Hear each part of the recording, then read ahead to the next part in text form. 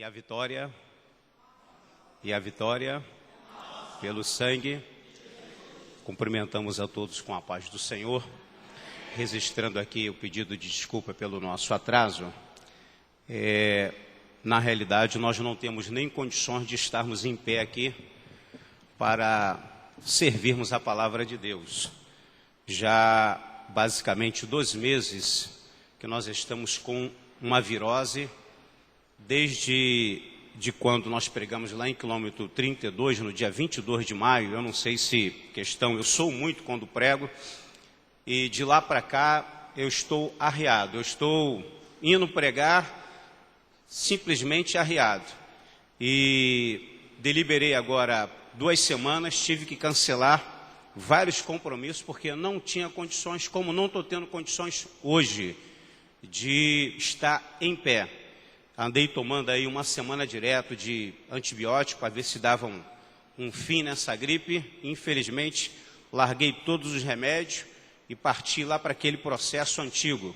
Só estou no chá e remédio caseiro. Quero saber mais de médico não, porque fui enganado por eles, com todo respeito. Vou voltar lá para a receitinha lá da mamãe e da vovó lá, porque eu acho que é o que está me melhorando. Por isso, eu gostaria que vocês tivessem um pouco de paciência, de tolerância, de carinho que vocês têm por mim, porque eu vou ser bem breve nesta manhã. Já foram ali o texto bíblico básico, só para mim me situar, já foi? Então vamos lá. Isaías capítulo 53 é o tema básico para nós nesta manhã. E esta lição, ela tem por título, aliás, abri um parêntese aqui, que há muito tempo que eu não vejo meu pastor presidente, né? E fiquei feliz em vê-lo, expliquei para ele que não o visitei, porque eu estava um recipiente de vírus, né? Tinha até medo de apertar a mão de alguns irmãos para não lançar vírus. Hoje nós vamos falar sobre a autenticidade da profecia.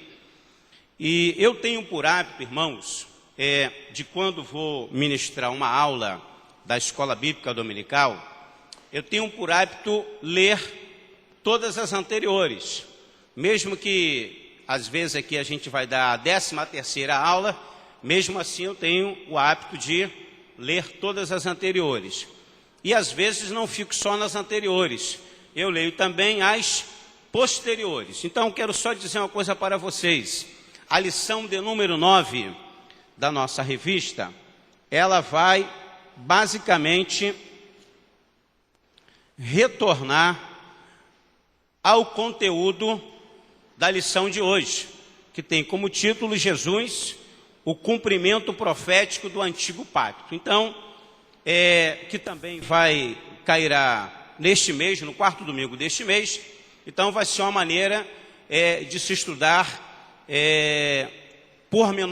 de maneira mais pormenorizada o cumprimento profético no que diz respeito ao Senhor Jesus. Hoje nós temos alguns conteúdos que falam sobre o cumprimento em Cristo Jesus. Mas eu vou me dar a liberdade de sair um pouco do conteúdo. Todavia, eu vou me prender ao tema da autenticidade da palavra de Deus. Amém?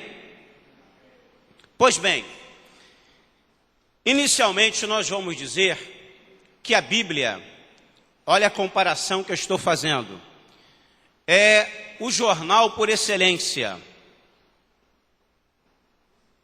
E há uma diferença muito grande entre o jornal televisivo, o jornal escrito e a Bíblia. Primeira grande diferença, jornal é jornal. E como dizia aí, não sei se existe ainda um programa antigo, né, Patrulha da Cidade, se torcer, sai sangue. A Bíblia, todavia, é a palavra de Deus. O jornal retrata os fatos ocorridos. A Bíblia, de maneira clara, precisa, vai nos falar dos fatos que ainda hão de acontecer. Por isso, você que perde o seu tempo lendo o jornal, eis aí um conselho. ganha o seu tempo lendo a Bíblia, porque você já vai saber do que acontecerá amanhã.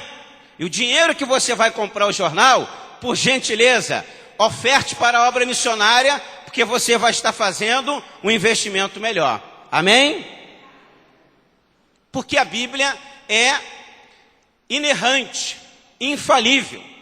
E quando nós vamos analisar a palavra que nos dá a sustentação, que nos dá a firmeza de postura, de conduta, vamos entender na Bíblia que Jesus é o caminho e a palavra é a maneira como nós vamos andar neste caminho. Há muitos que estão no caminho, todavia, andando de maneira errante neste caminho. Então, o que vai fazer com que a pessoa tenha a consequência da salvação é andar no caminho e de maneira correta. Porque a própria palavra já nos fala que, de uma maneira alegórica, muitos andarão no caminho, mas de maneira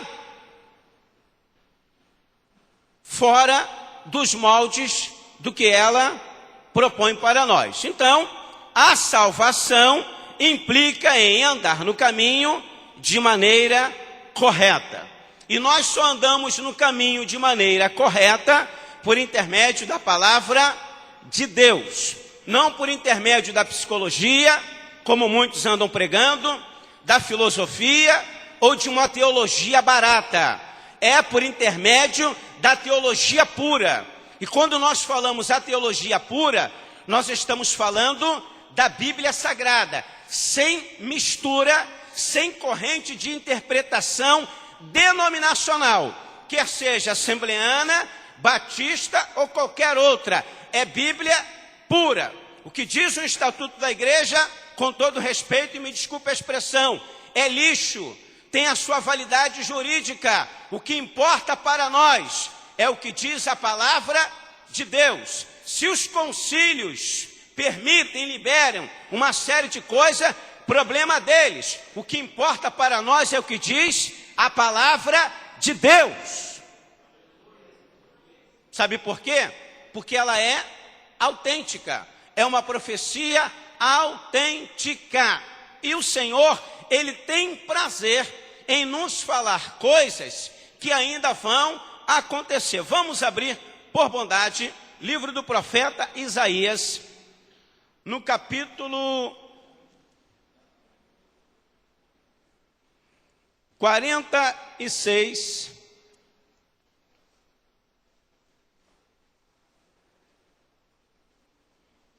versículo de número 10.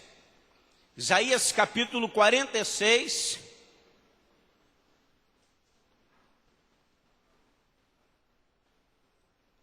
versículo de número 10. Todos acharam? Podemos ler? 1, 2, 3.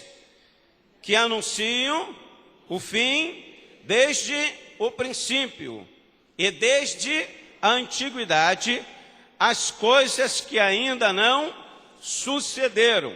Que digo, o meu conselho será firme e farei toda a minha vontade. Então, Deus tem prazer em anunciar as coisas futuras, coisas estas que nós, na nossa capacidade humana, não conseguimos alcançar, no sentido de prever de maneira tão correta, de maneira tão precisa. Somente a palavra de Deus faz esta precisão.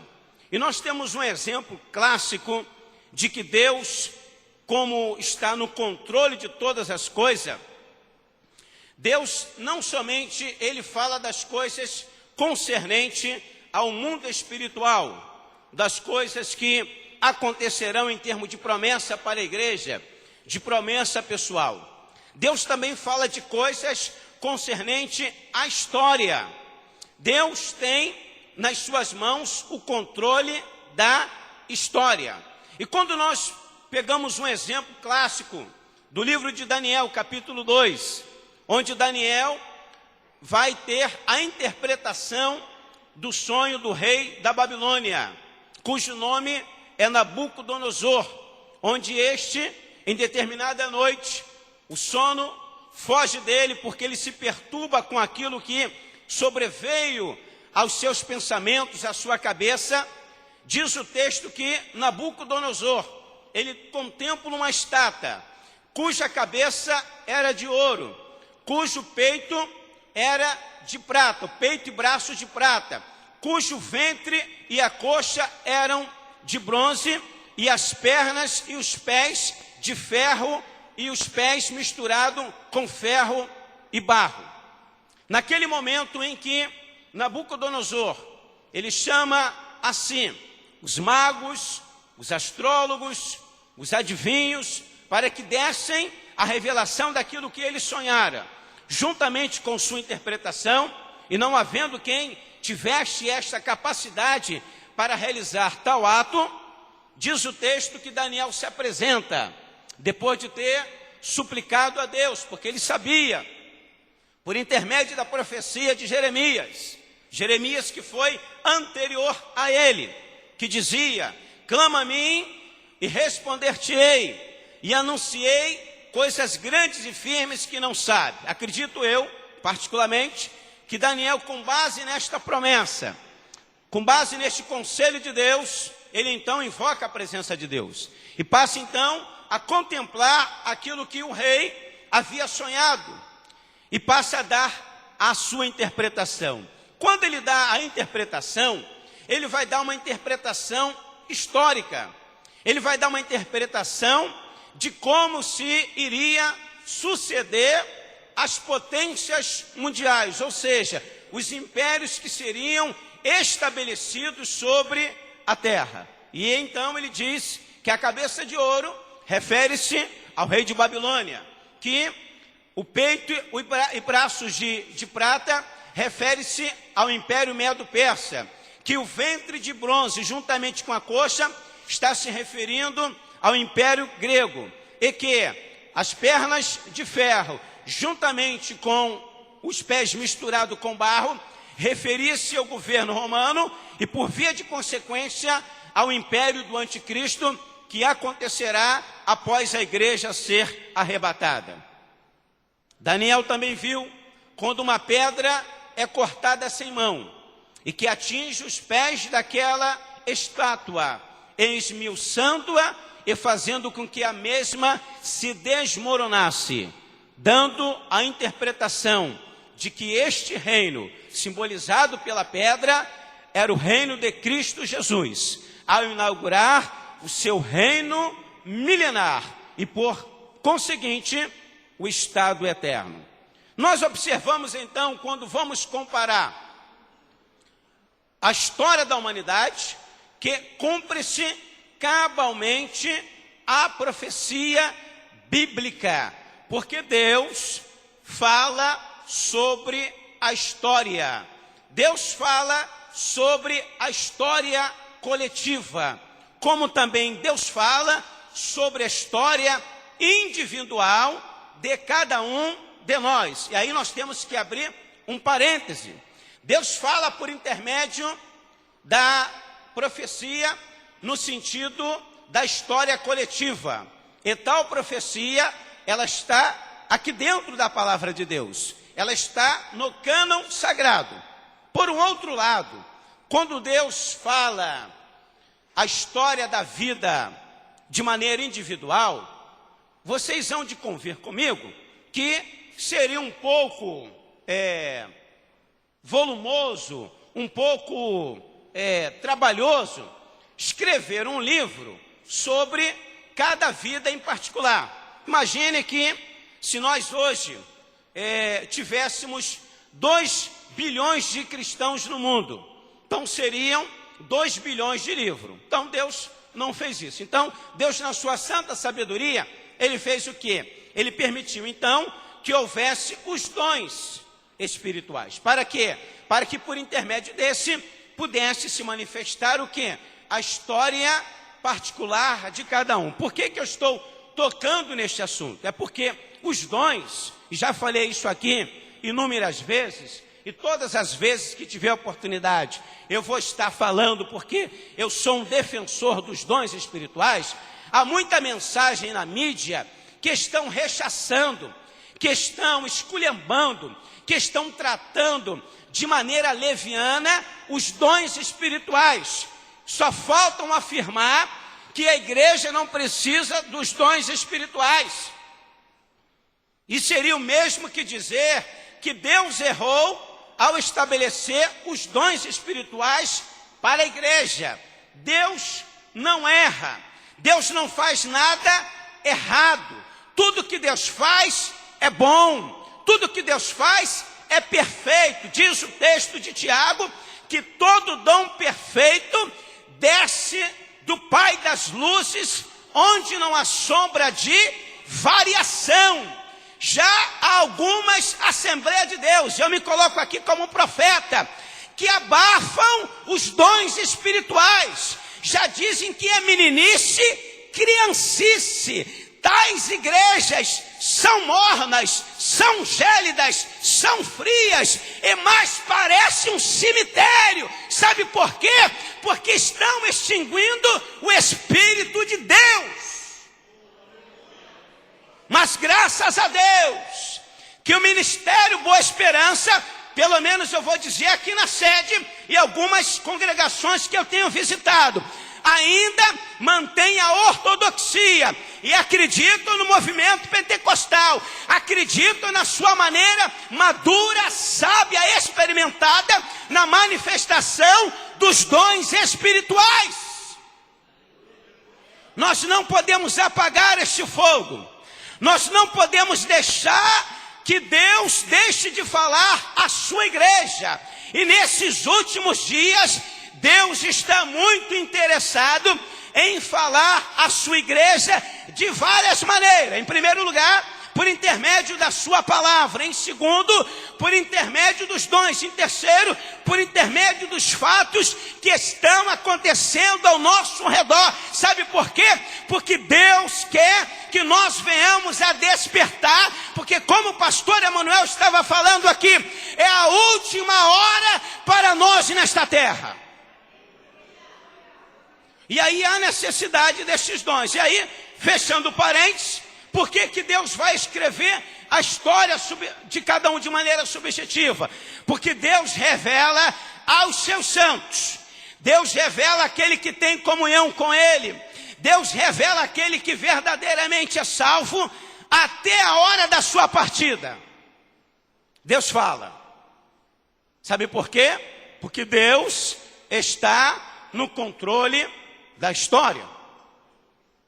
Agora, quando nós vamos, evidentemente, analisar a palavra de Deus, nós sempre precisamos entender que Cristo Jesus é o eixo de toda a palavra.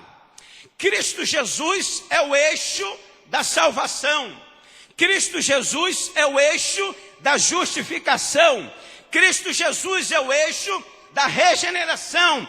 Cristo Jesus é o eixo da santificação, da regeneração, da justificação. Ou seja, tudo aquilo que for feito, Cristo Jesus é o eixo. Diz o texto que tudo foi feito por Ele. E sem Ele, nada do que foi feito não haveria condições de fazer. Tudo tem que passar por Cristo Jesus.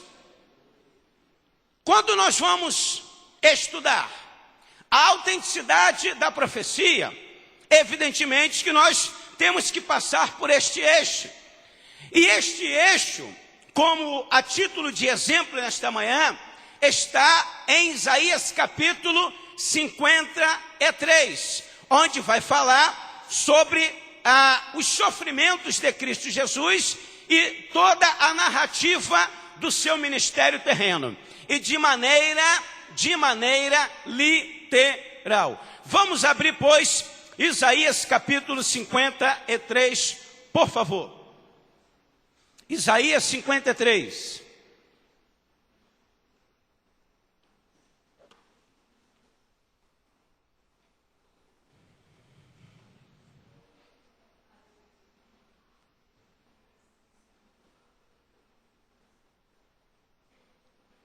Podemos? Só para a gente pegar todo o contexto, versículo 13 do capítulo 52. Justamente onde você tem a epígrafe em sua Bíblia, que fala sobre a aparição, as dores e a glória do Messias. Podemos, de maneira sintética, analisar alguns versículos desse texto ou deste capítulo? Podemos? Então vou precisar da ajuda de vocês, porque eu já começo a me segurar aqui, porque eu estou suando aqui demais, aqui está bambo o corpo. Vamos lá, 1, 2, 3, versículo 13. Pare por aí. Mais uma vez, 1, 2, 3. Pare por aí. Olha o cumprimento da palavra de Deus. Eis que o meu... Olha, Jesus é o quê?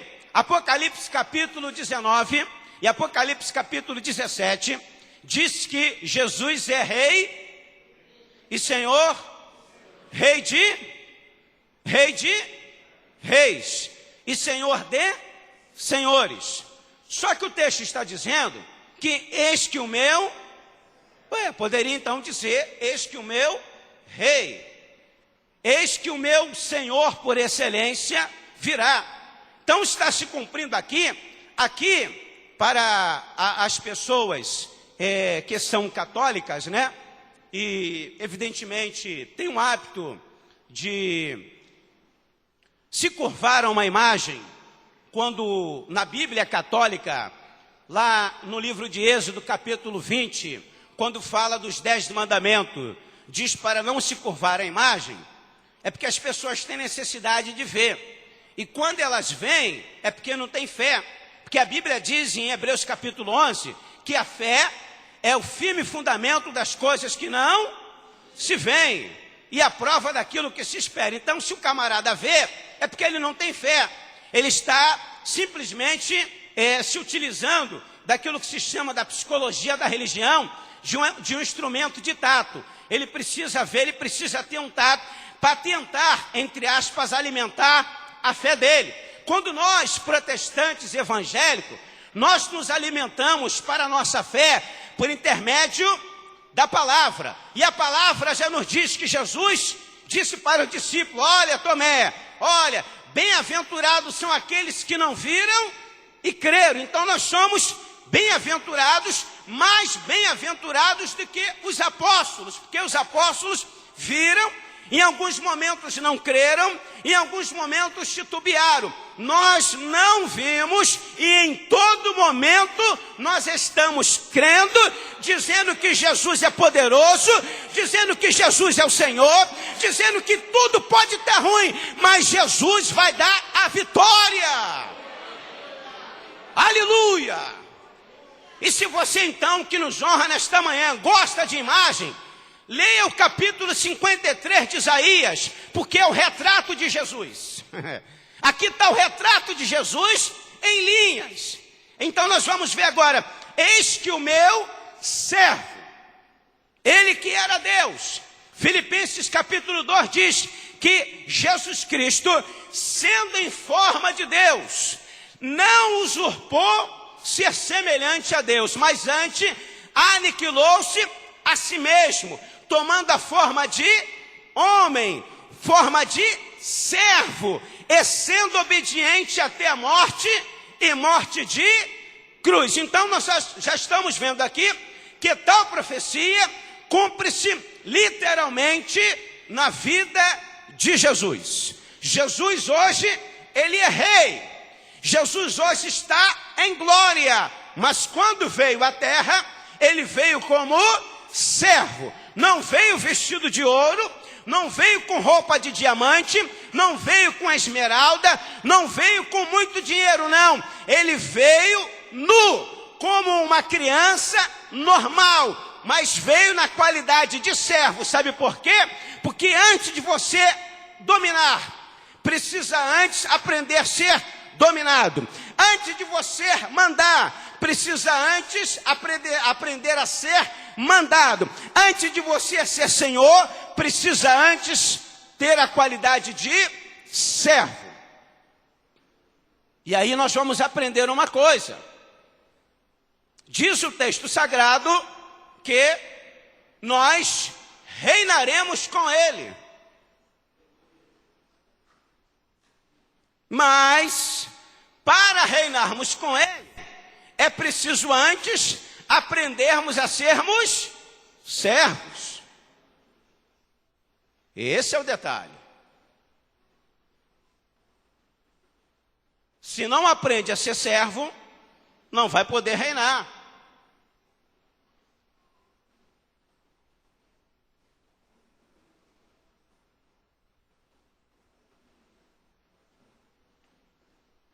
Não precisa ser muita coisa na vida. Não fique preocupado em ser apóstolo, em ser bispo, em ser vice-deus, semideus, pastor, evangelista, diácono, presbítero, auxiliar de trabalho, missionária, dirigente de oração, não. Não fique preocupado com essas coisas. Fique preocupado, interessado e busque, em primeiro lugar, em ser servo. Porque já tem muita gente que esqueceu de ser servo. Está com terno, gravata, carteirinha da convenção, está na mídia, mas se esqueceu de ser servo. Porque o servo não pode ser maior do que o seu senhor. E se o senhor não tinha travesseiro para descansar a cabeça, não tinha casa para repousar, não tinha às vezes lugar para comer, por que será que alguns estão querendo muito luxo?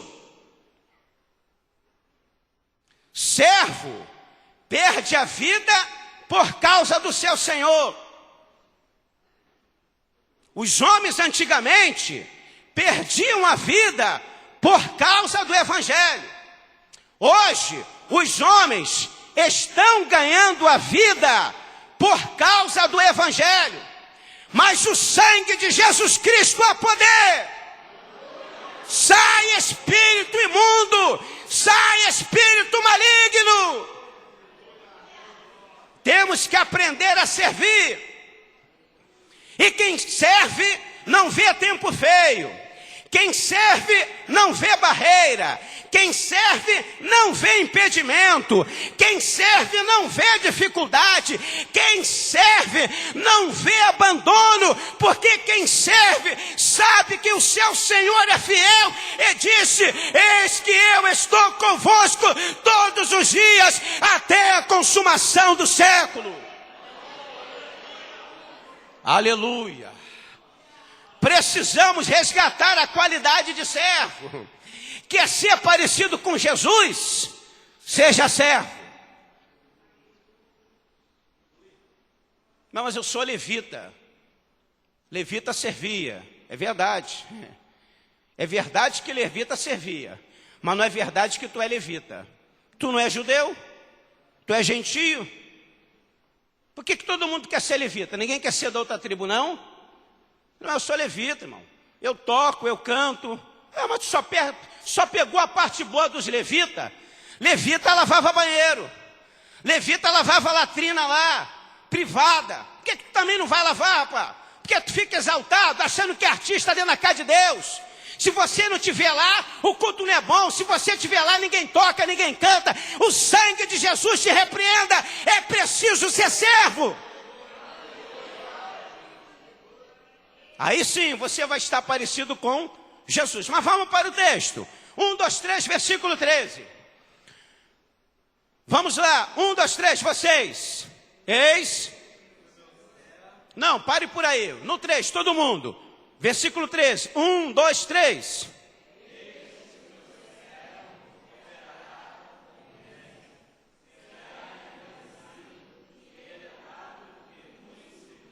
Continue, por favor.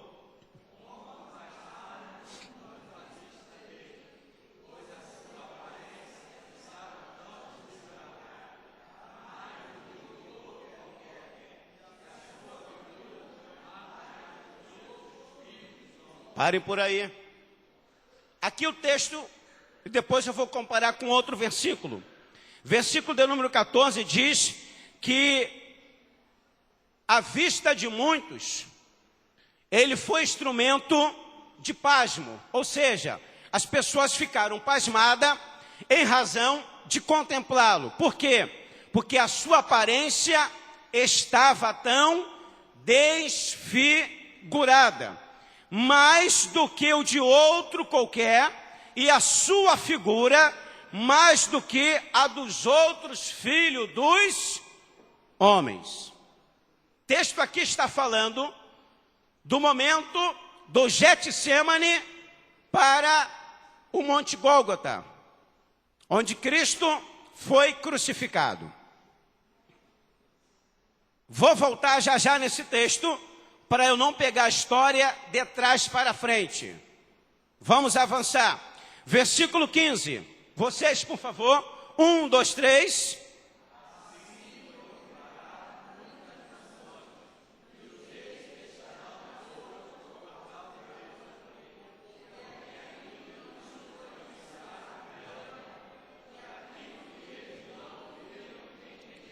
E aqui está falando de uma maneira direta a nós, pequenos. Aquilo que nós não entendíamos, tivemos o conhecimento por intermédio da pregação da palavra de Deus. Então está se referindo a nós de maneira direta. E o Borrefá está falando sobre o sacrifício dele em relação a alcançar as nações. Versículo 1 do capítulo 53. Vocês, 1, 2, 3.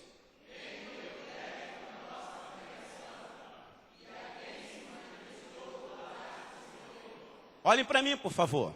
Aqui está falando de várias doutrinas. Este texto aqui, ele é muito rico, ele é muito amplo em suas várias interpretações. Em primeiro lugar, o texto está dizendo assim, ó, quem deu crédito à nossa pregação? Então, se está falando de pregação, está falando da obra missionária ou da obra evangelística. Primeira interpretação. Segunda, quem deu crédito? Está falando da doutrina do livre-arbítrio. Jesus falou em Marcos 16, a partir do versículo 15, ide por todo mundo pregar o evangelho a toda criatura. Quem crê e for batizado, será salvo. Quem não crê, já está condenado. Então, o pregar compete à igreja. O salvar, o convencer, compete ao Espírito Santo. É Ele que vai fazer esta obra de convencimento do pecado, da justiça, do juízo, na vida ou nos ouvidos daquele que ouvirem a palavra de Deus. Nós não temos que forçar a ninguém. O nosso papel como igreja é tão somente pregar o evangelho e deixar que o livre-arbítrio se manifeste. Terceira interpretação, e é uma interpretação atual, e gostaria do máximo de atenção dos senhores e senhoras para uma verdade profética dos nossos dias. Nós vimos aí, há pouco tempo atrás, no nosso segmento denominacional, e foi notório, evidentemente que eu não vou ficar aqui citando o nome, que nós tivemos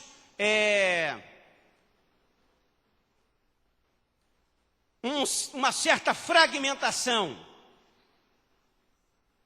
na nossa denominação, de um determinado líder simplesmente sair. Saiu por questões dele lá, e não compete aqui julgar se ele está certo ou se está errado, é ele que vai prestar conta diante de Deus. Eu não quero analisar o homem, eu quero analisar o controle de Deus nas coisas. É o seguinte, quer queira ou não, o evangelho ele vai ser pregado. No que diz respeito ao Brasil, hoje nós temos 4 líderes que, vamos dizer assim, eles são o carro-chefe, entre aspas, do movimento evangélico no Brasil.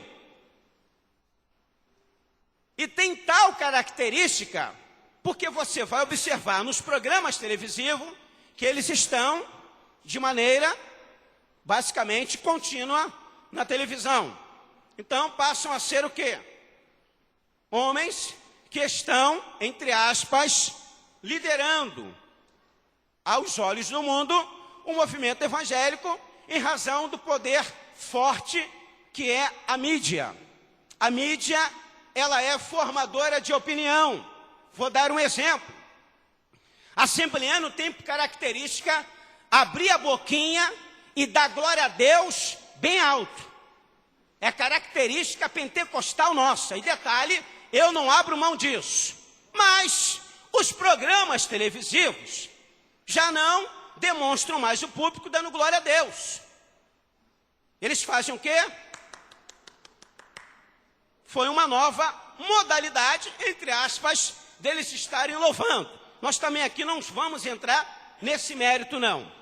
Mas é o seguinte, eu que visito muito, que saio muito para pregar, já observei e tive até agora, me desculpe aqui o desabafo, e eu sempre costumo dizer que púlpito é local de ética e não é de desabafo, mas agora vai um santo desabafo.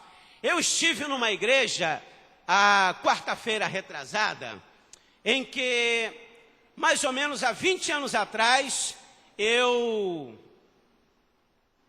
fiz um curso nesta igreja, um curso avançado de missões, e fiquei 2 anos estudando nesta igreja. E era uma igreja conhecida pela palavra que era dada de seu pastor. Eu, particularmente, em determinado dia de terça-feira, eu vi, não foi ninguém que me falou não, eu vi a igreja estava tão cheia, e eu estava em pé no último banco, quando eu vi uma irmã sendo batizada no Espírito Santo, sem ninguém colocar mão e orar. Era simplesmente um culto normal de doutrina, onde o pastor, com muita graça de Deus, ministrava a palavra, e então Jesus começou a batizar no Espírito Santo. Vi aquela igreja e era muito longe da minha casa, eu tinha muito desejo de congregar lá, porque acabei estudando e tinha então um desejo de ali estar. E vi aquela igreja num fervor missionário. Eles estavam, na época, sustentando 40 missionários. Fizeram uma campanha de orarem 30 dias e jejuarem até às 18 horas, durante 30 dias, para que Deus derrubasse as barreiras do Islã, para que a obra missionária avançasse em uma faixa em que a missiologia chama de faixa 1040, onde estão os povos menos evangelizados do mundo e aonde se encontram os países, as maiores seitas que se tem nos dias atuais. Eu vi tudo isso naquela igreja e para mim aquela igreja sempre foi o padrão da igreja que Deus quis sobre a face da terra. É a igreja, sim, os candidatos, por gentileza, me parece que as meninas à minha esquerda e os homens à minha direita, por favor.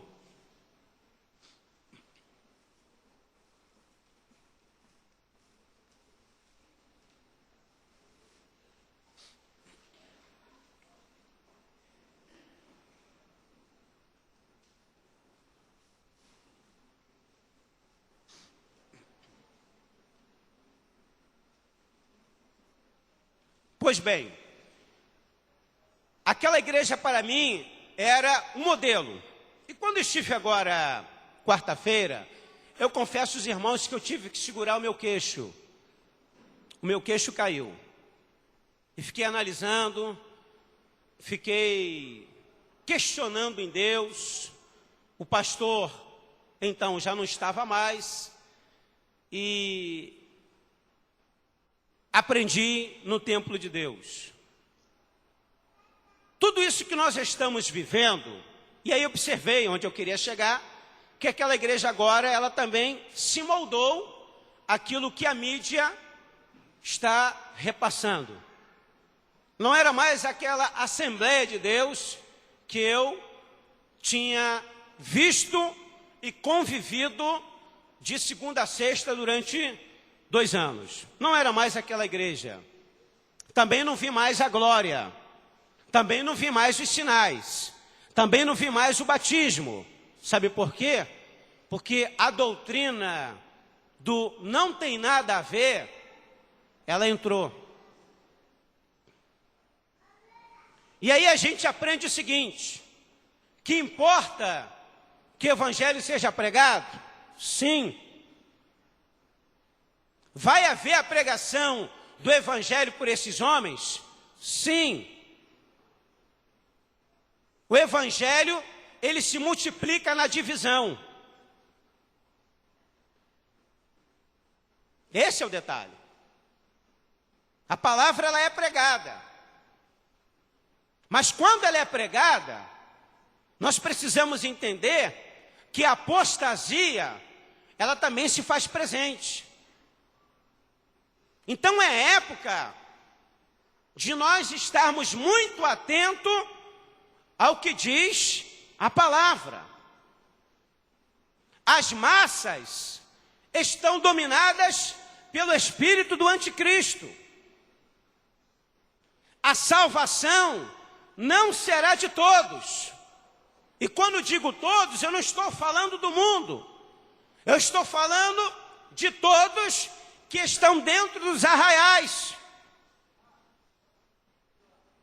É preciso olhar os anais bíblicos, que quando em Sodoma e Gomorra houve a necessidade dos anjos puxarem a Ló e sua família. Sabe por quê? Porque eles não tinham força própria para sair. De uma cidade, 3 pessoas se salvaram. Quando vamos para o dia de Noé, de uma geração, 8 pessoas se salvaram.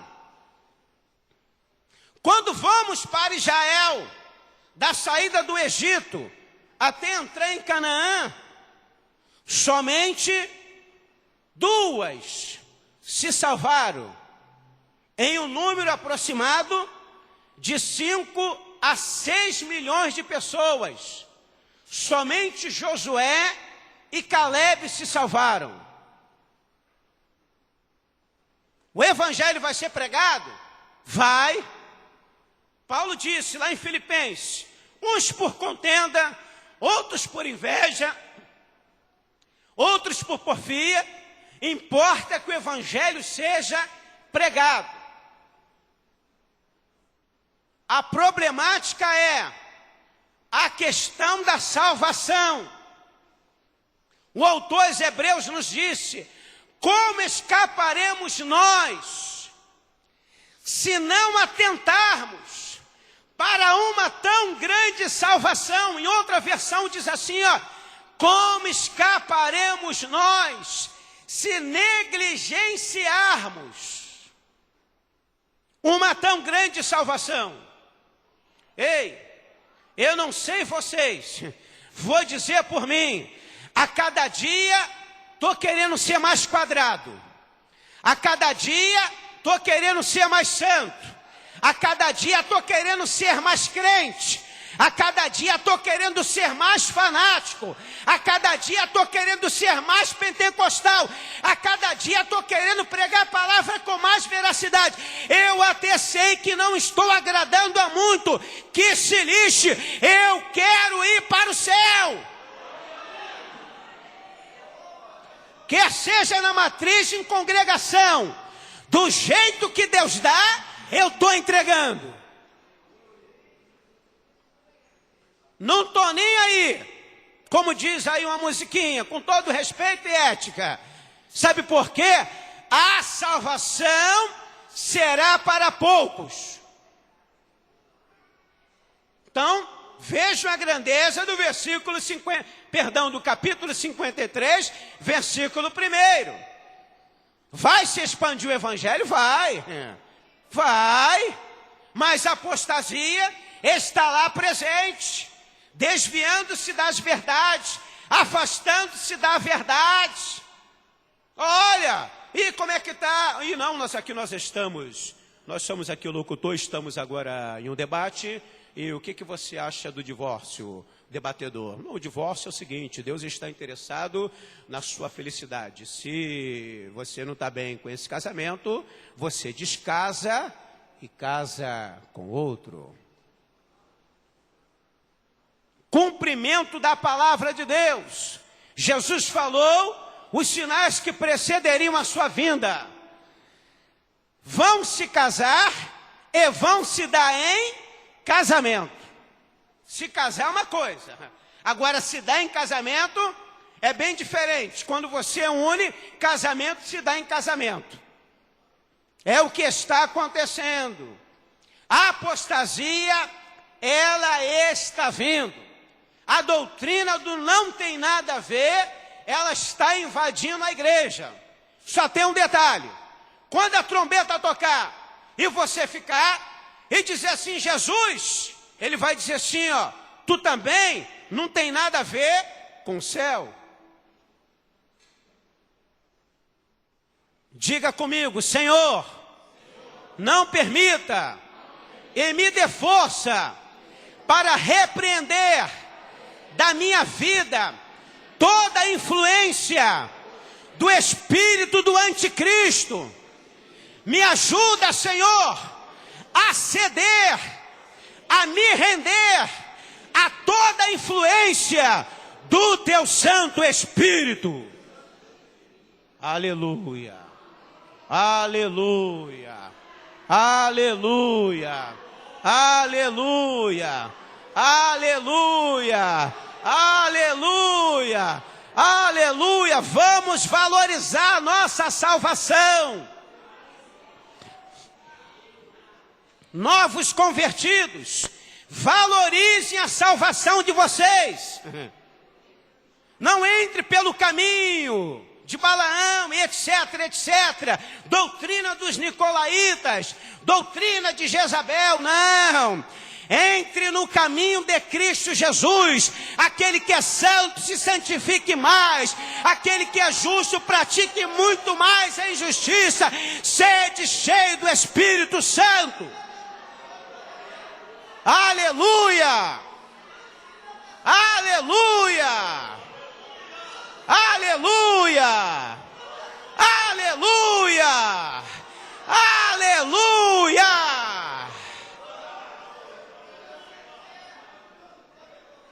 E a Bíblia está se cumprindo de maneira inerrante. Deus está cumprindo a palavra nos seus mínimos detalhes. Isaías 53, por favor.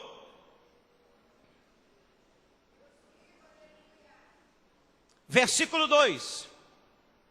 Isaías 53, versículo 2. 1, 2, 3.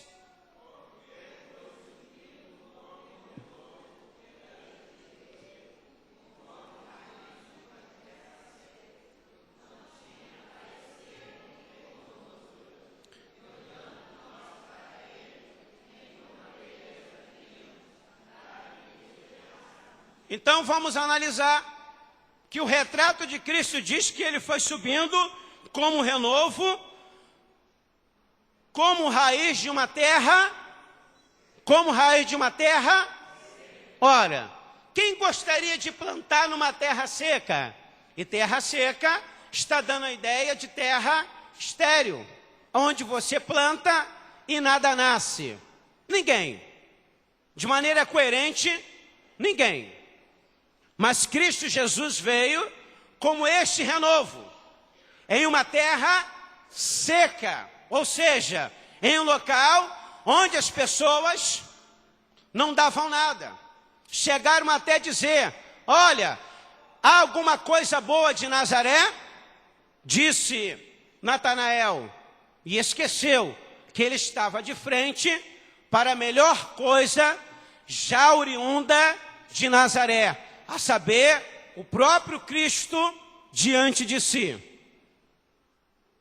Deus não trabalha como o homem trabalha. Deus trabalha em uma metodologia diferente. Nós trabalhamos dentro da possibilidade. Deus trabalha quando é impossível. Nós trabalhamos quando tem. Deus trabalha quando não tem. Porque a matéria, nada, passa a ser matéria-prima para Ele fazer tudo. Deus não trabalha onde tem caminho. Porque diz Naum, versículo 3, que Deus faz o seu caminho onde há tormenta. E nós queremos andar onde a terra é plana. Aonde a terra é seca, é ali mesmo que Deus vai fazer frutificar. Primeiro lugar, se você se acha uma terra seca, você passa a ser um solo fértil para Deus semear em você sonhos vindo da parte dele. Não para realizar os teus sonhos. Deus não realiza sonho de homem. Deus realiza os sonhos dele. É por isso que ele dá os sonhos dele a você. Os teus sonhos são de egoísmo. Os sonhos de Deus são sonhos outrocêntricos, ou seja, para alcançar o semelhante. O teu sonho é de carro bonito e casa na beira da praia. O sonho de Deus é de você ter uma vida cheia do Espírito, andar em santidade e saquear o inferno pregando a sua palavra. Então é balela essas mensagens e hinos que tem por aí. É engodo. Deus vai realizar os seus sonhos. Mentira. Mentira. Deus realiza os sonhos dele. E o sonho dele para a igreja é sonho bom. O sonho dele para você é sonho muito bom. Ainda que seja a terra seca, ele sonhou com você para que você fosse uma árvore frutífera. Mas para chegar a tal nível, Salmo 1 nos fala: bem-aventurado é o varão que medita na lei do Senhor. E quando? Medita de dia e de noite. Não se assenta na roda dos escarnecedores. Não se detém no caminho dos ímpios. Não pega conselho com os pecadores. Antes tem o seu prazer na lei do Senhor. E quando ele tem o prazer na lei do Senhor, ele é comparado ao quê? A uma árvore colocada junto a ribeiros de água, que dá o seu fruto na estação própria. Deus vai fazer você frutificar. É o sonho dele. E aí o texto diz, olha, ele não tinha parecer nem formosura. Então, Cristo Jesus não é esse quadro que se tem por aí de olhos verdes, cabelos louro. Não tem nada a ver com o nosso Cristo. Cristo era sem parecer e sem nenhuma formosura. Não tinha roupa boa, não tinha roupa de grife, não tinha carrão do ano, não tinha nada. Chegou até a ser desprezado. Versículo de número 3. Era desprezado. Ninguém o desejava. Pense numa pessoa que você não deseja.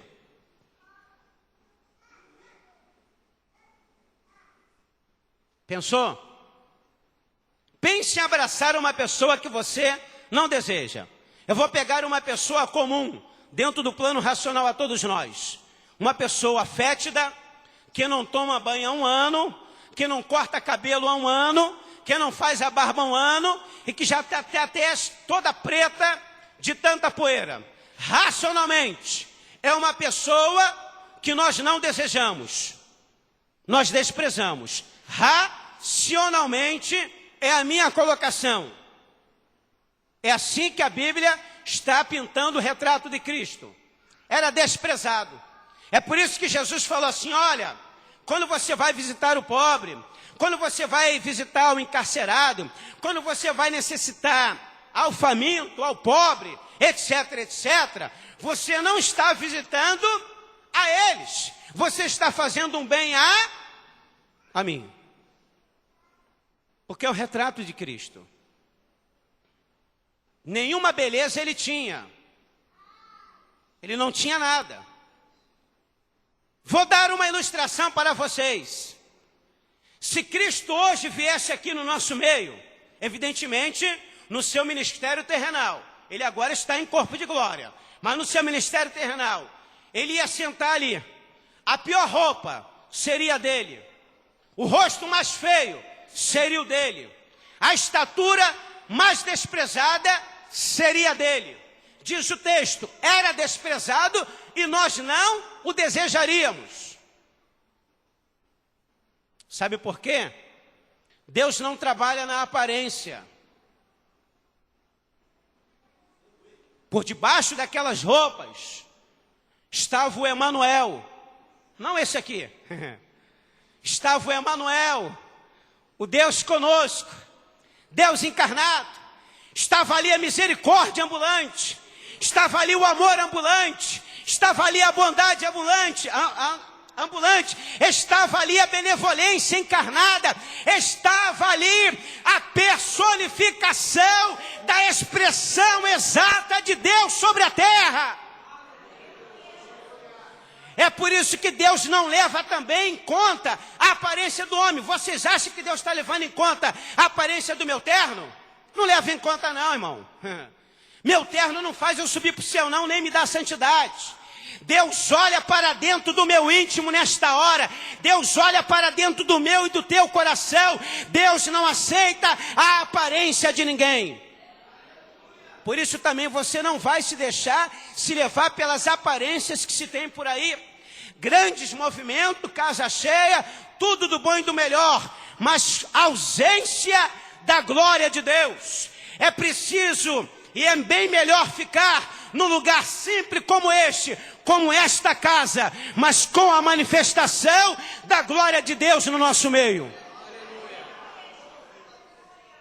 Isso é que é importante no reino. Aliás, é de bom alvitre dizer que 2 Timóteo capítulo 4, o apóstolo Paulo diz assim, olha, eis que o Espírito diz que nos últimos dias sobrevirão tempos difíceis. Aí ele faz a narrativa de homens e chega a dizer que terão aparência de piedade, mas negarão a sua eficácia, ou seja, a sua praticidade, a sua maneira de viver. Eles iriam negar a palavra de Deus. Não tenha inveja desses homens. A Bíblia diz lá em Provérbios capítulo de número 25, o que? Diz assim, olha, que nós devemos buscar o galardão da humildade. Precisamos não considerar a aparência, mas sim o que está dentro do ser humano.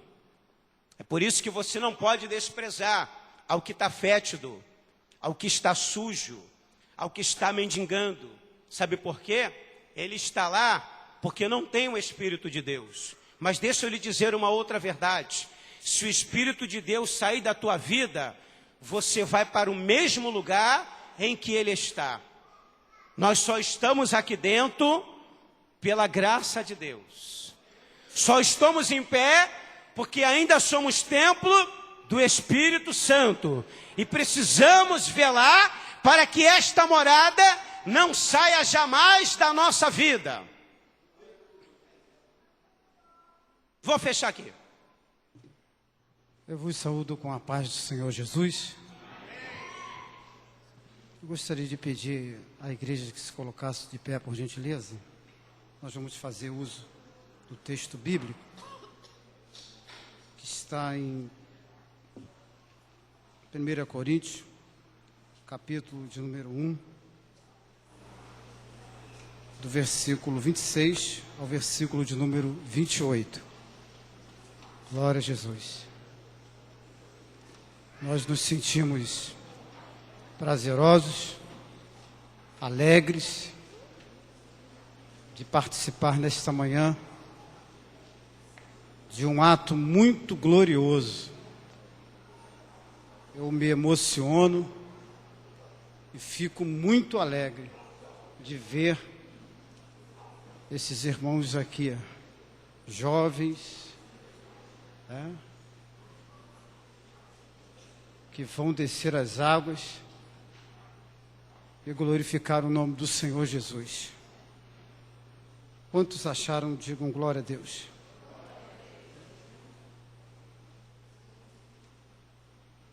Porque a loucura de Deus é mais sábia que os homens, e a fraqueza de Deus é mais forte do que os homens. Porque vede, irmãos, a vossa vocação, que não são muitos os sábios segundo a carne, nem muitos poderosos, nem muitos os nobres que são chamados. Mas Deus escolheu as coisas loucas desse mundo para confundir as sábias. E Deus escolheu as coisas fracas deste mundo para confundir as fortes. E Deus escolheu as coisas vis deste mundo e as desprezíveis e as que não são para aniquilar as que são. Glória a Jesus. Os irmãos podem tomar assento. O nosso Deus, irmãos, Ele é tremendo. Nosso Deus, Ele é um Deus amoroso. E Ele tem nos chamado a uma responsabilidade. Tem chamado a vocês a uma responsabilidade.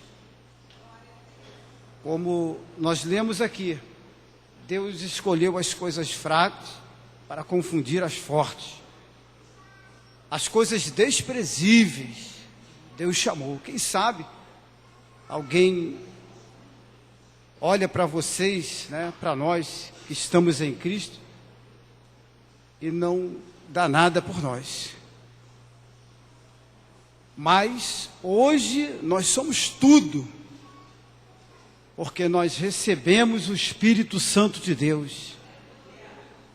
Fomos salvos por Jesus Cristo, nosso Salvador. E não é fácil, não. O que vocês vão ter que se submeter por amor a Cristo não é fácil, não. É vencer ou vencer. Nunca desistir. É colocar esse propósito aqui no coração e ir adiante. Vamos ser desprezados, vamos ser perseguidos, como foi pregado aqui. O nosso Senhor, Ele veio ao mundo para pregar o Evangelho, e esse Evangelho que nos alcançou vocês. Ele não teve boa vida. As raposas, diz a Bíblia, têm os seus covis, os pássaros o seu ninho, mas Jesus não teve um lugar para reclinar a sua cabeça. Nós vamos pregar o Evangelho.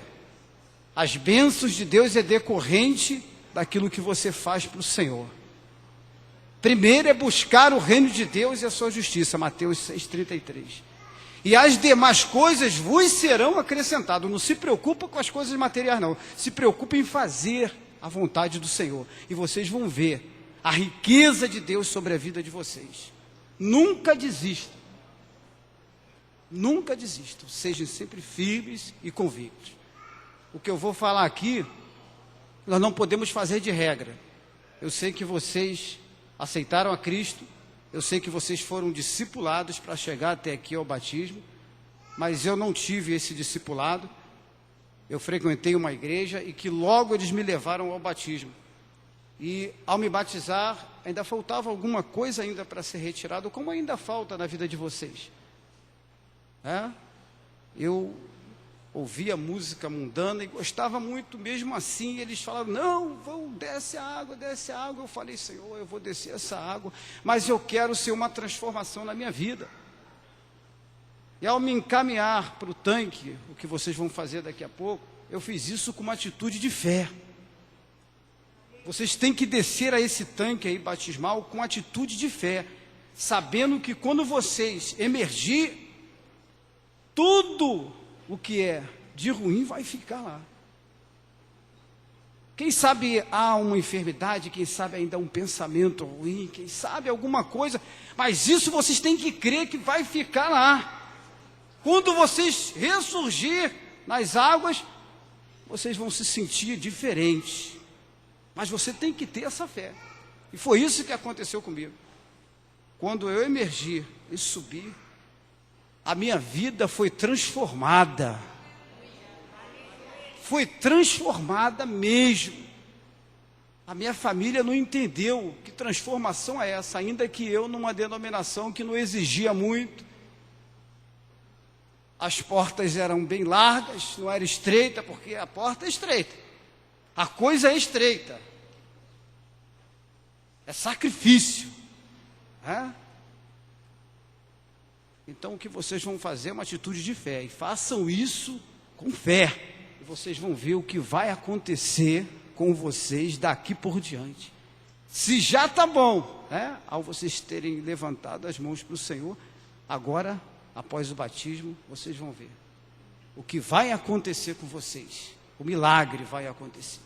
Creio nisso. Deus abençoe vocês em nome de Jesus. Graças a Deus.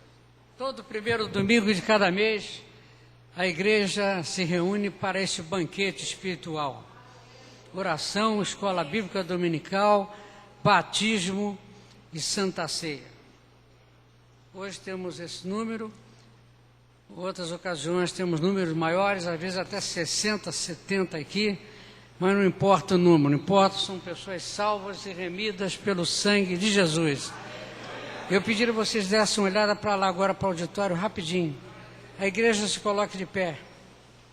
Estenda as mãos para cá e diga para eles: sejam bem-vindos à igreja do Deus vivo. Nós amamos vocês. Pastor Augusto, ora aqui. Nosso Deus e Pai, em cuja presença nos encontramos nesta manhã, para esse momento tão importante, ó Deus, para o cumprimento da Tua palavra, nós queremos apresentar aqui esses candidatos ao Senhor, que eles venham, Senhor, frutificar na Tua casa, que eles venham crescer na graça e no conhecimento, que eles venham ser um baluarte na Tua casa, Senhor. Nós queremos Te pedir uma bênção toda especial para os seus familiares, que eles sirvam de exemplo no seio da família, que a Tua presença seja uma constante na vida deles. Ó Deus, apresentamos o Teu povo, Jesus, que eles possam fazer a diferença nesse mundo corrompido, Senhor, nesse mundo que está se deteriorando, mas nós Te amamos porque em pleno século 21, o Senhor continua salvando, libertando e usando homens, ó Deus, para fazer a diferença neste mundo. Ser conosco, nós oramos agradecidos, no nome de Jesus. É de sua livre e espontânea vontade de ser batizado? Sim.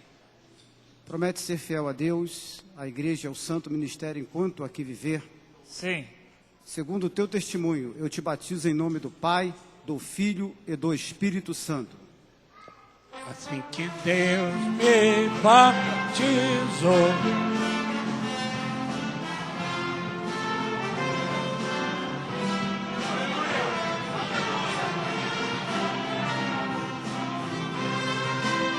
pra dar louvor ao meu Rei Jesus, sou testemunha do meu Senhor, e sempre e vou falar também do selo de amor que o meu carro.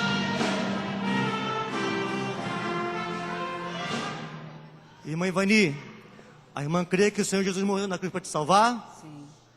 Promete ser fiel enquanto viver? Sim. Mediante a sua pública confissão de fé, eu te batizo em nome do Pai, do Filho e do Espírito Santo. Louvado seja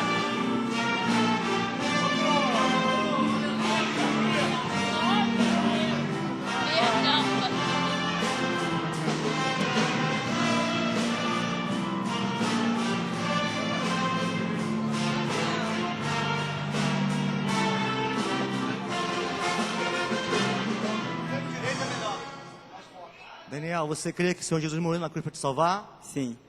Promete ser fiel enquanto viver? Sim.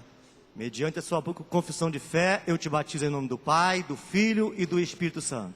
o bom caminho vou trilhar, se eu quiser obedecer ao Evangelho, da luz sem par, aonde vida vou receber. De Jesus Cristo eu falarei. E é dos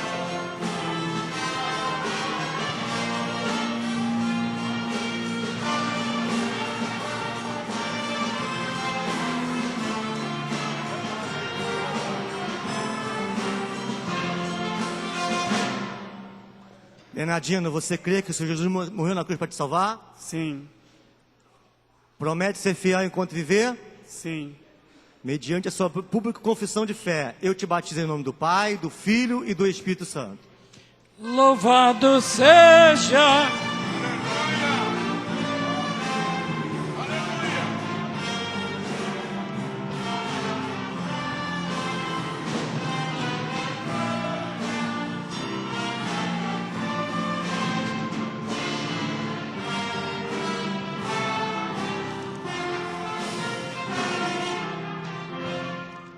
Jorge, você crê que o Senhor Jesus morreu na cruz para te 447. salvar? Creio, Promete ser fiel enquanto viver? prometo.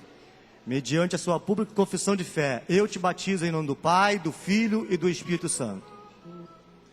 nasceste de novo, anda já com Deus, pertences ao povo que vai para o céu, tens a lei escrita no teu coração, em ti já habita. Estreito a porta é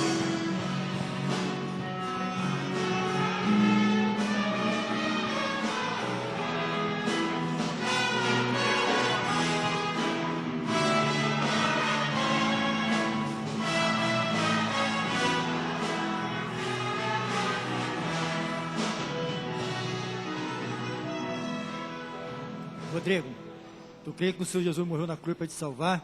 Sim, Mediante a sua confissão de fé, eu batizo o nome do Pai, do Filho e do Espírito Santo. já desceste as águas, passaste o Jordão, eis aí.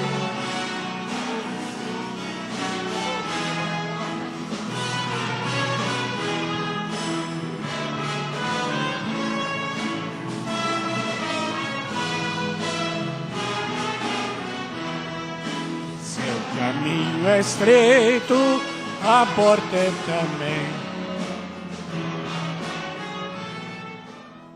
Nosso Deus e Pai, juntamente com a tua igreja, nós queremos te render graça por fazer cumprir a tua palavra em nossas vidas, Senhor, por concretizar, Senhor, um mandamento seu. Muito obrigado por esse momento tão importante para nós e a igreja, Senhor. Ó Deus, porque selamos, porque cumprimos a tua palavra. Abençoa as nossas vidas, Senhor, para que possamos dar continuidade à tua obra, nos dando saúde, vigor. Eu nesse momento, eu apresento teu filho, pastor Horácio, pastor Emanuel, Senhor. Quero te pedir pela saúde dos teus filhos, que o Senhor venha renovar suas forças, dando vigor, dando saúde, ó Deus, para que a tua obra dê continuidade neste lugar. Nós oramos, agradecidos no nome de Jesus. Com a paz do Senhor, Amém. quero dizer para todos que para mim é motivo de satisfação e alegria poder estar aqui na manhã deste dia, num ato tão importante que é o ingresso, né, dos conversos no corpo do Senhor Jesus Cristo, na Igreja de Deus. Por favor, nós vamos abrir as nossas Bíblias no Evangelho segundo escreveu o nosso irmão João, logo no capítulo 1.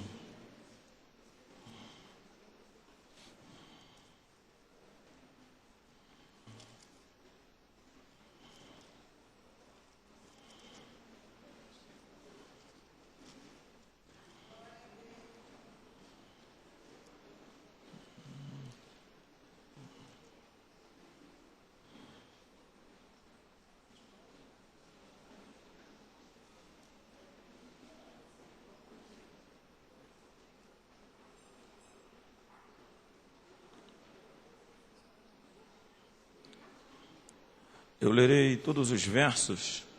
Meus irmãos, por favor, me acompanhem Diz assim a palavra de Deus: no princípio era o Verbo, e o Verbo estava com Deus, e o Verbo era Deus.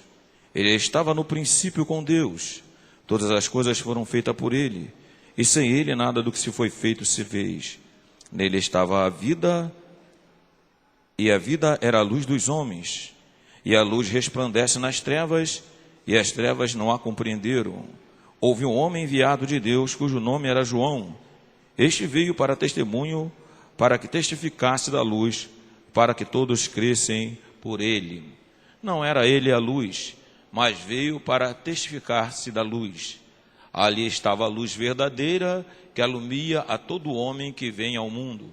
Estava no mundo, e o mundo foi feito por ele, e o mundo não o conheceu. Veio para o que era seu, e os seus não o receberam. Mas a todos quanto o receberam, deu-lhe o poder de serem feitos filhos de Deus, aos que creem no seu nome, os quais não nasceram do sangue, nem da vontade da carne, nem da vontade do varão, mas de Deus. E o Verbo se fez carne e habitou entre nós, e vimos a sua glória como a glória do unigênito do Pai, cheio de graça e de verdade. Oremos ao Senhor. Soberano Deus, queremos te agradecer, ó Pai, pela leitura tão gloriosa, tão maravilhosa, tão importante da tua palavra. Agora, Senhor, seja conosco na administração da mesma e fala para nós, pois eu preciso, eu careço, eu tenho necessidade, juntamente com a tua igreja, de ouvir a tua voz na manhã desse dia. Pai, seja conosco, em nome de Jesus. Amém. Por favor, os irmãos, se assentem. Estamos aqui com o Evangelho escrito por João. João foi um apóstolo, o apóstolo querido, o apóstolo amado de Jesus. O Evangelho de João, ele tem uma simpatia conosco, nós somos bem chegados a ele, porque o Evangelho de João foi escrito para uma necessidade da igreja. A igreja, ela precisava desse evangelho na época, devido ao ataque constante das seitas que vinham combater os alicerces doutrinários da igreja da época. E como o Espírito Santo, ele conhece, não só a igreja da época, e ele também conhece, a igreja que nessa marcha corrente, até a vinda de Jesus no arrebatamento, ele sabia que a igreja precisaria deste evangelho.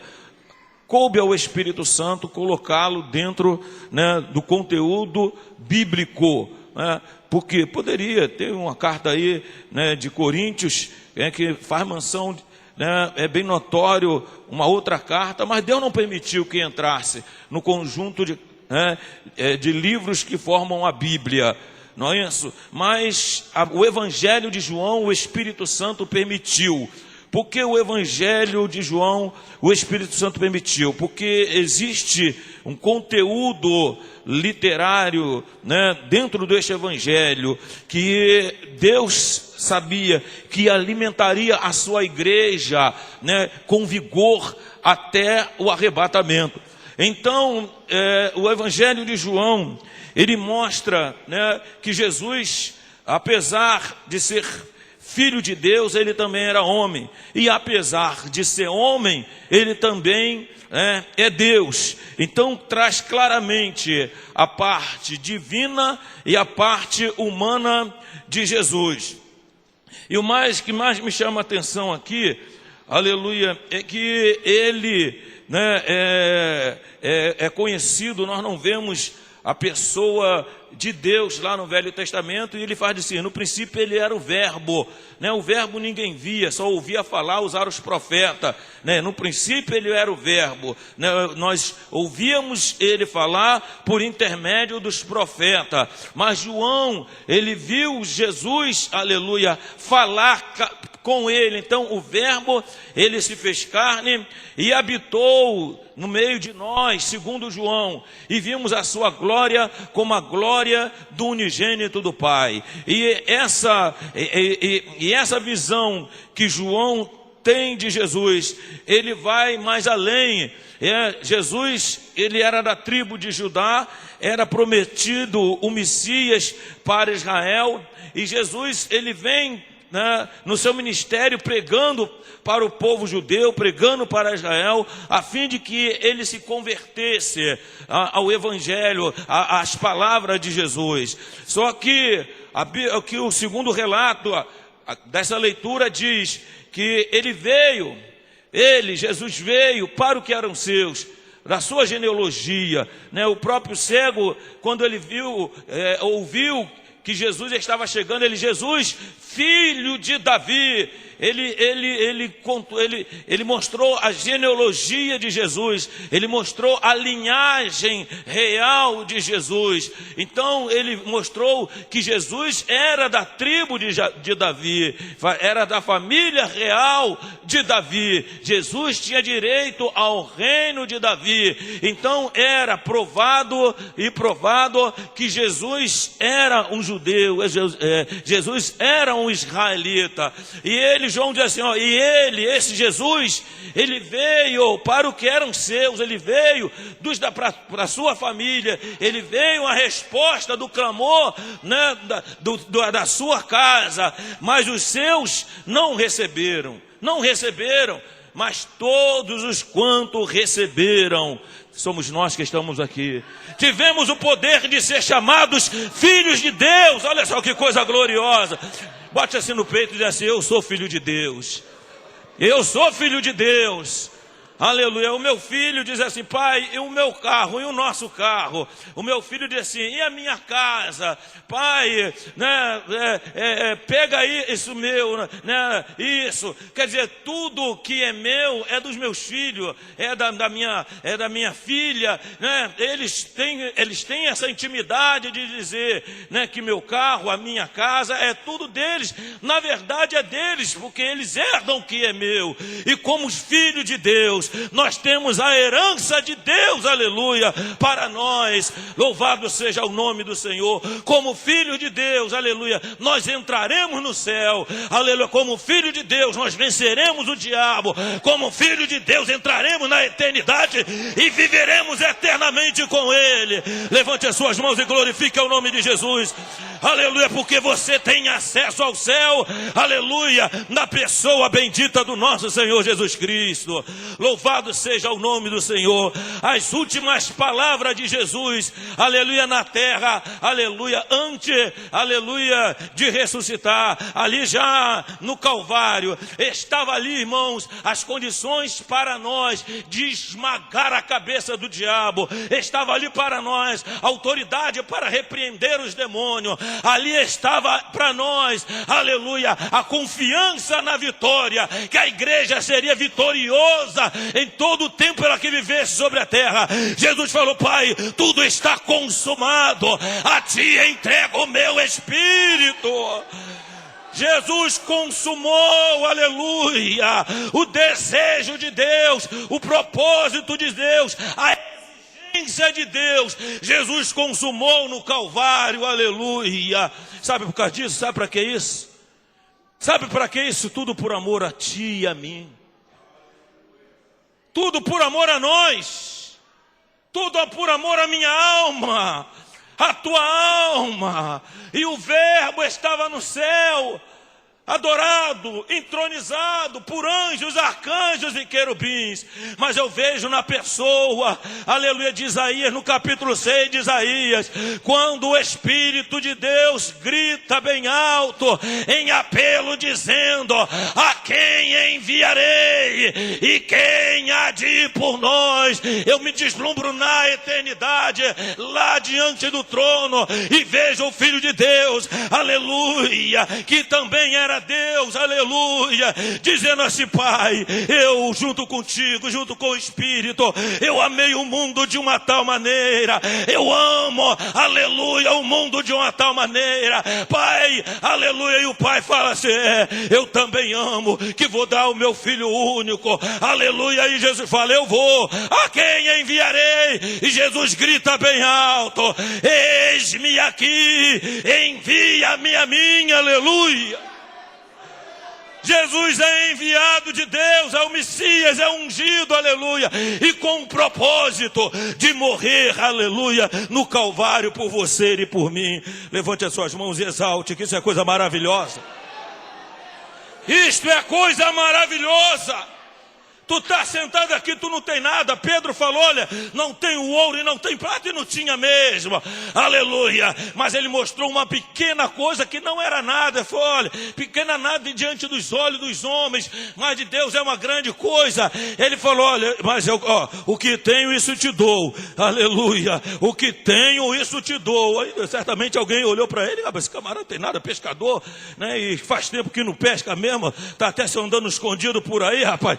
Mas ele falou: olha, mas o que tens eu te dou, em nome de Jesus, aleluia. O Nazareno virou para aquele homem: levanta e anda, aleluia. Não tinha nada, rapaz, não tinha nada, aleluia. E sabe o que aconteceu? Aquele homem levantou e andou e foi glorificando a Deus, exaltando ao nome de Jesus, aleluia.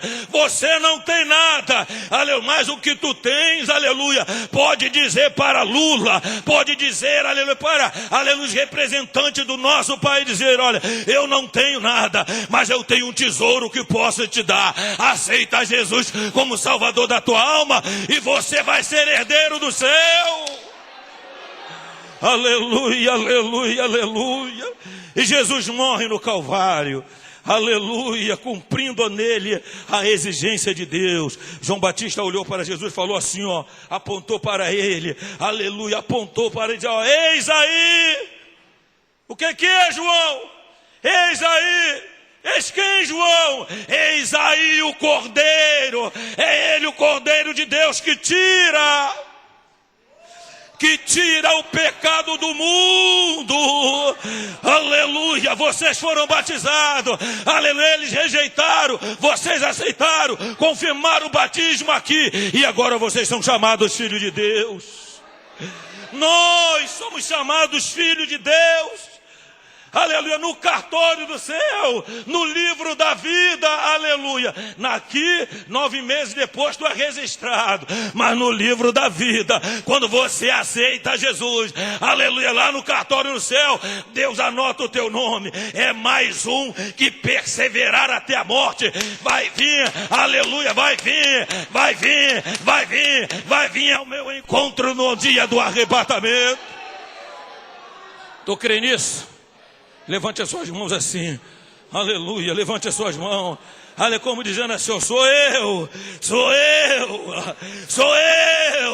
aleluia, como aquele: sou eu, Jesus, quando a última trombeta tocar, sou eu, Jesus, que não abrir e piscar de olho, sou eu, Jesus, aleluia, os mortos vão ressuscitar, mas sou eu que terei o corpo transformado, aleluia, e subiremos ao encontro de Jesus nos ares. Esse é o Jesus que nós servimos. É Ele que te garante vitória, é Ele que nos dá vitória. Mas a Bíblia diz: olha, ser fiel até a morte. Diga não para o diabo, diga não para o mundo. Fala para o diabo assim: olha, eu sou todinho de Jesus e não tenho parte contigo, não tenho parte contigo. A única ordem de Jesus para a igreja em relação ao diabo, falou: não dê lugar a ele, e em meu nome expulsam. Entendeu? Não estamos aqui de ficar trelelé com o diabo, não. Estamos aqui para mostrar a ele que nós somos filhos de Deus, somos representantes de Cristo sobre a terra e não temos parte com ele, porque um dia nós vamos pegar ele pelos fundinhos e vamos jogar no inferno. Nós, a igreja de Jesus, vamos fazer isso. Entendeu? É por isso que ele está ao teu derredor, rugindo como leão, buscando a quem tragar. Então, meu filho, ele está rugindo, mas ao seu redor, aleluia, ao derredor está ele, mas ao seu redor está o anjo do Senhor, aleluia. E se você mantém firme, o que alimenta a força desse anjo é a tua fidelidade. O que alimenta a força desse anjo que está ao teu redor é a tua perseverança, aleluia. E quando o diabo estiver ao teu derredor, é só clamar o sangue de Jesus, aleluia. É só clamar o sangue de Jesus, e a Bíblia diz que ele fugirá de vós. Nós iremos participar da ceia. A ceia simboliza o pão, aleluia, o sacrifício de Jesus por nós, aleluia, que foi moído.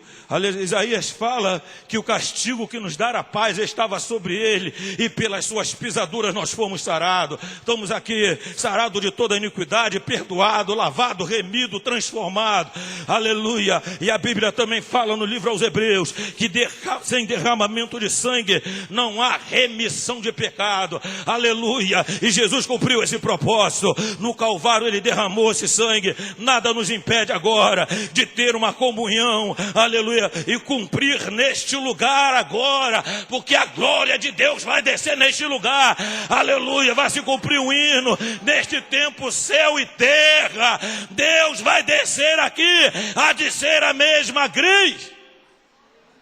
O céu, aleluia, é onde Deus está. E aqui é um pedaço do céu. Sabe por quê? Porque você é templo e morada do Espírito Santo. Deus habita neste lugar, porque você está aqui. Olha a sua importância. Esse lugar retém Deus aqui, porque você está aqui. Você é templo e morada do Espírito Santo. Você é cidadão do céu. Você é que está impedindo esse mundo de ser destruído totalmente. Mas quando a igreja subir, você vai ver a falta que tu vai fazer aqui neste lugar. Isso aqui vai virar o inferno. Só não vira por causa de você, porque o Espírito Santo está em você. E o demônio, ele não é louco de chegar aqui. Se ele chegar aqui, talvez o menor dentre os pastores aqui, não tenho nada, aleluia, não chego talvez aos pés de vocês, mas eu, pela autoridade do Espírito, tenho autoridade para repreendê-lo, pela autoridade do sangue de Jesus. Então ele não é insano, ele não é louco de aparecer aqui. Se eu, o menor, aleluia, tenho condição, essa montoeira de pastor aqui acaba com os infernos, e você, aleluia, abala ele da mesma forma. Então exalta o nome do Senhor, glorifica o nome de Jesus, aleluia, porque você é lavado e remido por este sangue, e o teu nome está escrito no céu. Que Deus te abençoe e te guarde, e que o Espírito de Deus possa falar, aleluia, aos teus corações na manhã desse dia. Eu agradeço a oportunidade em nome de Jesus. Meus irmãos, esta igreja, ela não proíbe, Glória a Deus, a Santa Ceia para outras pessoas de outras igrejas. Mas nosso pastor, ele recomenda o seguinte: se você está em transgressão, não está em comunhão com a sua igreja, se conserta primeiro, para depois sentar à mesa do Senhor. Esse ato é santo. Esses elementos que aqui estão são santos. E a igreja do Senhor é santa. aleluia. Pastor Gomes. Louvado seja o nome do Senhor. A paz do Senhor, amado eterno Deus. Te agradecemos, Pai, nesta manhã, por esse privilégio de estarmos na tua casa, para louvar, bendizer, exaltar o teu nome. Agora, Pai, vamos participar deste banquete espiritual. Cuida, Senhor, de cada um dos teus filhos. Este pão é o símbolo do teu corpo. E tendo dado graça, partiu e diz: tomai e comei, isto é meu corpo que é partido por vós. Faze isto em memória de mim. Aleluia. Podeis assentar. 301. Cristo já nos preparou o manjar que nos comprou e agora nos convida a cear. com celestial maná, que de graça Deus te dá. Vem unir a tua alma, saciar. Vem cear, o mestre chama, vem.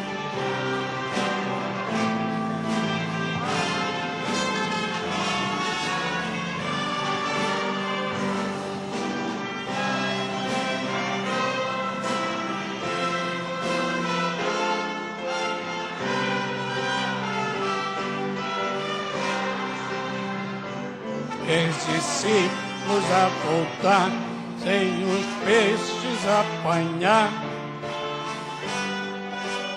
outra vez partir.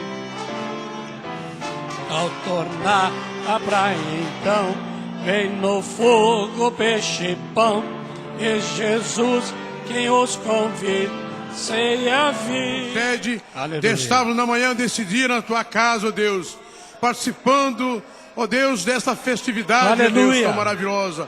Aqui está esse suco de uva que simboliza o sangue de Jesus, o sangue do teu Filho, que foi derramado na cruz a nosso favor, Senhor.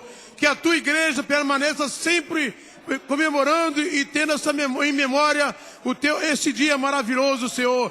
Que possamos participar enquanto vivemos aqui na terra e possamos estar convictos que um dia estaremos nos céus com o teu Filho, participando daquela grande ceia. Aleluia. Sê conosco, te agradecemos essas bênçãos em nome de Jesus. Amém. Tomai e bebei. Esse é meu sangue que foi derramado por vós, disse Jesus. Podem sentar. 39. O Cordeiro que na cruz por nós padeceu, vem. Seu sangue que por nós ele verteu. Eis nesse sangue lavado, com roupas tão alvas são,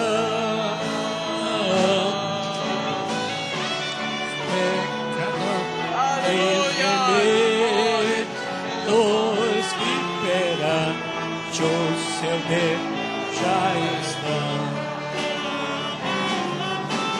Se muito mais, com mais que é nele, se muito mais, se muito mais, com mais que é se nele, muito mais, sim, neste sangue lavado, mais alvo do que a neve serei. Quão espinhosa coroa que Jesus. para o irmão ao seu lado e diga para ele: ser forte e corajoso, que a promessa do Senhor é estar conosco todos os dias. Glória a Deus. Ficamos de pé e vamos orar em favor da Gisele Limas Bacelo, uma criança que está hospitalizada, para Deus mover as águas. Levantemos as nossas mãos, concordando. Amado eterno Deus, tome nas tuas mãos, Senhor, Gisele. Continue com as tuas mãos de misericórdia sobre aquele casal. Sabes, Pai, quanto essas vidas carecem. Aquela criança, Pai, ó Deus, carece muito. E é no teu nome, Pai, que nesse instante a tua igreja clama para que tu nos conceda a vitória. Tudo isso eu te peço, te agradeço, no nome de Jesus, que vive e reina para todo sempre. Amém. A graça de nosso Senhor e o amor de Deus e a comunhão do Espírito Santo seja conosco. Amém. Amém. A vitória é nossa. Vá nesta força.